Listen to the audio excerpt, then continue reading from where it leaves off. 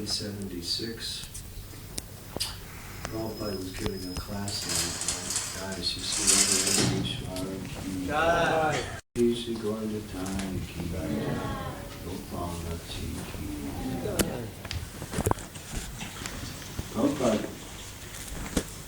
it's mentioned that Prabhupada liked the deities when they were in crowd.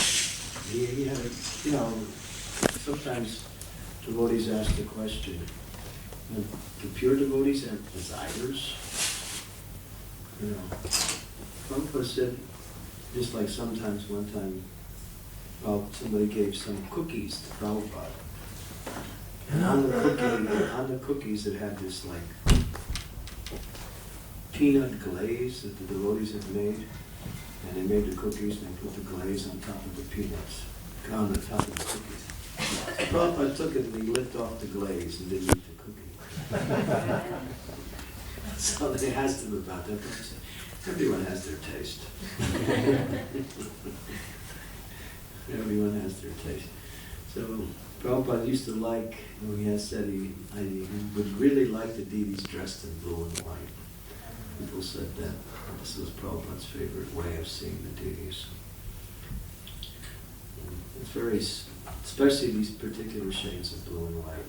Those are very, very, very attractive.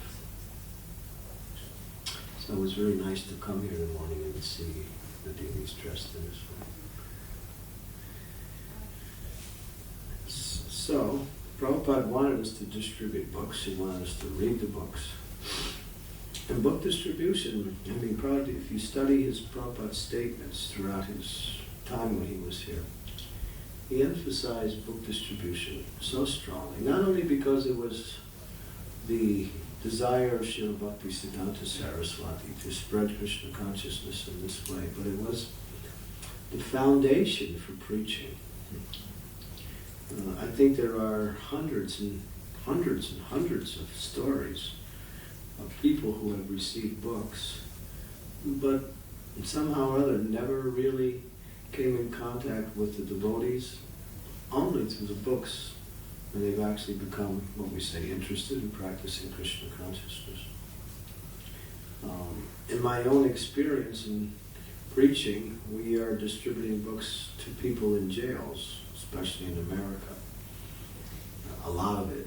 We're doing a lot of jail preaching. There's a few devotees who do it full time, constantly writing letters, constantly sending in books, constantly answering letters, constantly arranging for inmates to get training through different forms of studying Shastras, giving them tests and classes on Bhakti Shastra like that. But many of these inmates who stay in the prisons never met a devotee personally. They got a book, or they had a friend in jail who had a book, and somehow that friend gave them that book, and they read the book, and they said, "This is what I've been looking for. And this is what I've been looking for." There's many stories. There's one story where one man, he's just, he was put in jail. He was a Christian, strong Christian, good Christian family, loving father, loving mother, very dedicated to Christianity. Grew up in a solid Christian background. Somehow or other, they don't tell me all their crimes because I don't ask them. It's kind of embarrassing to ask them. Sometimes something is revealed. Because I don't like to see them other than just someone who needs the mercy, instead of seeing them as, what was it, Jack the Ripper or somebody else. But anyway, so when he went to jail, his parents were sending him, Christian scriptures. He was reading, but he couldn't get, somehow or other, he couldn't find the happiness he was looking for through that kind of practice. And he reflects on his early days that in Christianity he didn't really, although he followed it, still he felt something was missing. But still he went back to it looking for some solace, looking for some shelter, couldn't find it. Friend rejected it, then went towards other religions, couldn't find anything, then went to these, what they call, New Age stuff, tried that for a while, didn't find any satisfaction. Finally decided there's nothing left, so he went to drugs and pornography. That didn't work, and of course that's obvious. And he was totally frustrated. He decided, this is it, I'm just going to commit suicide. So he's planning to commit suicide, he was planning, and just around that same time, somebody gave him a Coming Back book. Prabhupada's book, Coming Back. So he's reading this book, and he's thinking, this is amazing. He read the whole book. Then there was a card where you could send for more books. So he sent, and it was part of the ISKCON prison ministry, and he met one devotee, Chandrasekhar, and they were writing letters, and they were sending books. Now he's preaching to the inmates there, making them Krishna conscious.